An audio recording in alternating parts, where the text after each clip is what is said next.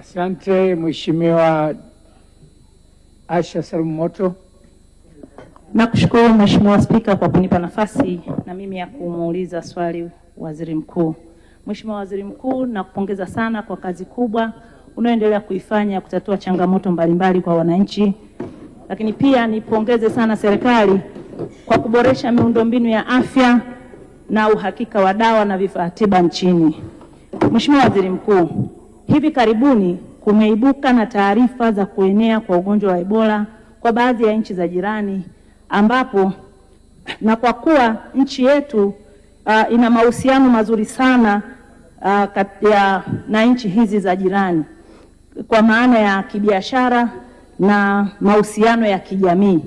Je, serikali imejipangaje kudhibiti na kukabiliana na janga hili la Ebola? Asante. Mheshimiwa Waziri Mkuu. Mheshimiwa Waziri Mkuu. Mheshimiwa Spika, na kushukuru kwa nafasi hii nijibu swali la Mheshimiwa Asha Moto kama ifuatavyo. Mheshimiwa Spika, kwanza nimpongeze Mheshimiwa mbunge kwa kulileta swali hili kwa wakati. Ni jambo ambalo linaendelea katika maeneo mbalimbali hapa Afrika. Mheshimiwa Spika, kwanza nitumie bunge lako tukufu kusema mpaka sasa tuko salama, nchi yetu iko salama.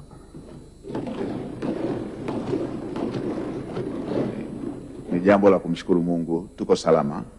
Mheshimiwa Spika, kwa kuwa kama alivyosema Mheshimiwa mbunge, nchi yetu ina mahusiano mema na sio tu ya kiserikali, ya watu na watu mipakani, na pia Tanzania sio kisiwa, na jambo hili ni jambo la milipuko inayotokea maeneo mbalimbali, ni jambo linaloweza kutokea katika nchi yoyote. Mheshimiwa Spika, serikali kwa kutambua hilo tumeendelea kuchukua hatua za kutoa elimu, na nitumie bunge lako tukufu kuendelea kupaza sauti kwa Watanzania wote kuendelea kuchukua tahadhari kama ambavyo tumekuwa tukichukua tahadhari yanapotokea mambo ya magonjwa ya aina hii, ambalo hili si la kwanza, na hata hili la aina hii la Ebola sio la kwanza kutokea katika mataifa haya ambayo yameripotiwa kuwa na tatizo hilo.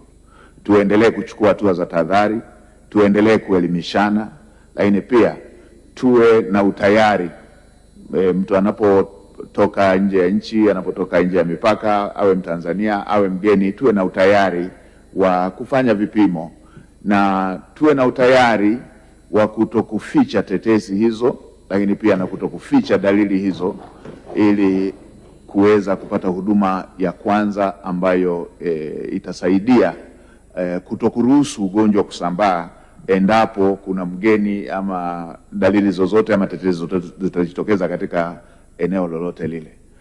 Mheshimiwa Spika, kwa undani zaidi, Mheshimiwa Waziri wa Afya Mheshimiwa Mohamed Mchengerwa pamoja na timu yake ya wataalamu wanajipanga kuendelea kutoa elimu hii, lakini pia na kutoa taarifa kuhusu hali halisi ya jambo hilo ndani ya nchi yetu. Mheshimiwa Spika, Mungu ni mwema, bado tuko salama.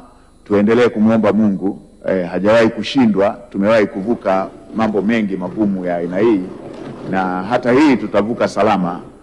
Mheshimiwa Spika, tuendelee kuzingatia yale ambayo wataalamu wetu wa afya watatushauri, tuyazingatie na tuyafanyie kazi ili kuweza kuepuka madhara yanayoweza